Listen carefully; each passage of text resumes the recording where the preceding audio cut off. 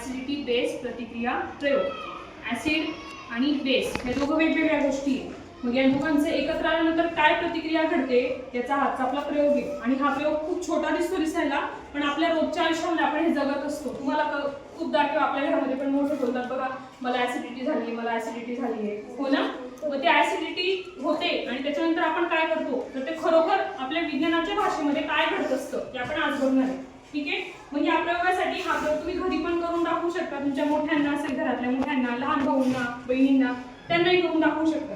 तर त्या प्रयोगासाठी साहित्य आपलं घरगुती आहे। आपण काय घेतलंय, एक इनोची पुडी घेतली आहे, ठीक आहे, आणि एक आपण हे फणेल म्हणतोय आता, ठीक आहे, ते घेतलंय, आणि एक छोटी पाण्याची बॉटल घेतली जिच्यामध्ये पाणी किती भरायचं, निम्म अर्धा बॉटल पर्यंत पाणी भरायचं। पाणी जर आपण वरती जास्त पर्यंत भरलं तर तिथे गॅस तयार नाही होणार, ठीक आहे, म्हणून पाणी पण अर्धी बॉटल भरायचं। आणि आपण या फणेलच्या मदतीने फुगा लागणार आहे आपल्याला, इथे फुग्यामध्ये आपण इनोची पावडर टाकून घेतली आहे, ठीक आहे। हे झालं आपलं साहित्य।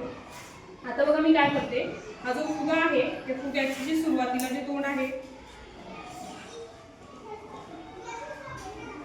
हे आपण बॉटलला लावू।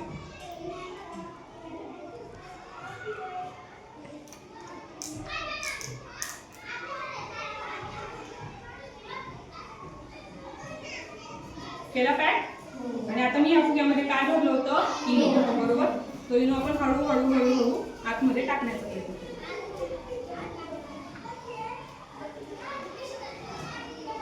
बघा आतमध्ये काहीतरी प्रतिक्रिया होते, फुगा आपोआप फुगतोय, दिसतोय तुम्हाला। मी काही केलं त्याला, फुगा आपोआप फुगतोय, हो ना। तर हा फुगा का फुगला, कशामुळे, गॅस भरला, बरोबर। बघा आपण पाण्यामध्ये ती इनोची पावडर टाकली आणि पाण्यामध्ये ती पावडर गेल्याबरोबर आपल्या इनोमध्ये काय काय असतात, दोन गोष्टी असतात। एक असते सिट्रिक ऍसिड आणि दुसरा असतो सोडियम बायकार्बोनेट। सिट्रिक ऍसिड जे आपल्या शरीरामध्ये पण एक ऍसिड असतं, कुठलं ऍसिड असतं, HCl ऍसिड असतं आपल्या बॉडीमध्ये, आपल्या शरीरामध्ये। तसंच बाहेर इनोमध्ये असेल किंवा आपल्या खाण्याचा सोडा असतो बघा, भजी करते आपली आई त्यावेळेस सोडा टाकते आणि मगच भजी फुलते, हो ना। किंवा आपण थम्सअप पितो, कोल्ड्रिंक्स पितो, बरोबर, त्याच्यामध्ये पण असे बुडबुडे येतात, बरोबर, त्याच्यात पण असतं सिट्रिक ऍसिड आणि सोडियम बायकार्बोनेट। ते पाण्यामध्ये गेल्यानंतर त्याची पाण्यासोबत एक रिॲक्शन होते, एक प्रतिक्रिया होते, आणि मग त्यातून बाहेर पडत असतो गॅस। ज्या गॅसला आपण म्हणत असतो कार्बन डायऑक्साईड म्हणजे CO2, आपल्या विज्ञानाच्या भाषेत काय, CO2।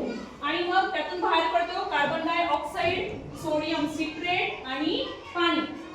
हे सगळं बाहेर पडल्यानंतर जे मेन ऍसिड होतं त्या ऍसिडला बेस करण्याचा प्रयत्न कोण करतं, पाणी। हे दोघं एकत्र आल्यानंतर ऍसिड आणि बेसची अशी प्रतिक्रिया होते की ते जे ऍसिड जे एकदम तीव्र असतं त्याला न्यूट्रलाइज करण्याचा प्रयत्न करतो, शांत करण्याचा प्रयत्न करतो पाण्यासोबत आल्यानंतर, बरोबर।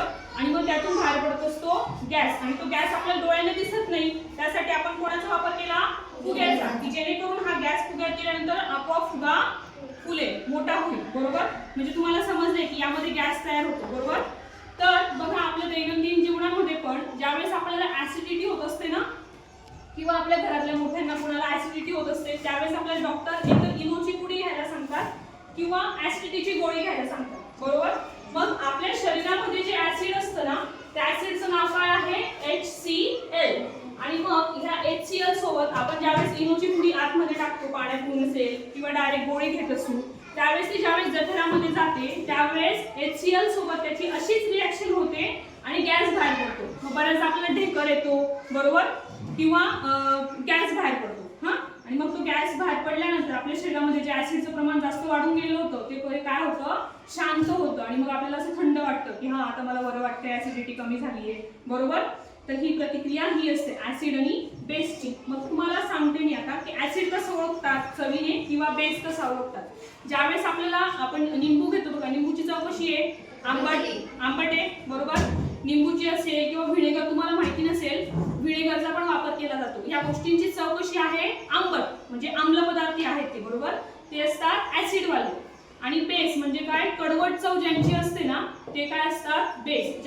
बऱ्याचदा काय होतं, खूप लोकांना ऍसिडिटी जास्त झाली तर त्यांना ज्यावेळेस इनोची पुडी घेतली किंवा ऍसिडिटीची गोळी घेतली की त्यांना जो ढेकर येतो ना त्यात पण असं कडवट जाणवतं थोडंसं, तोंडाला किंवा इथे गळ्याजवळ असे कडू ढेकर आल्यानंतर कडू वाटतं। मग त्यावेळेस असं समजायचं की आपल्या शरीरात ही प्रतिक्रिया घडून गेली आहे आणि त्यानंतर आपलं जे शरीरात जे ऍसिड वाढलं होतं, ऍसिड हे खूप तीव्र असतं, हे जे ऍसिड वाढलं होतं ते आता ह्या इनोने काय केलंय, न्यूट्रलाइज केलं आहे. तर कळाला आजचा प्रयोग सगळ्यांना? सोपा होता, पण आपण जे रोज जगत असतो ना आपल्या शरीरासोबत हा त्याच्याशी रिलेटेड होता. कळालाय सगळ्यांना? घरी करून दाखवाल, मोठ्यानं समजवाल. ऍसिडिटी झाली म्हणजे काय होतंय आणि इनोची पुडी घेतल्यावर आपल्या बरोबर काय होतंय समजवाल. समजलंय सगळ्यांना? आता ही रासायनिक जी समीकरण तयार होतं हे लिहून घ्या सगळ्यांनी.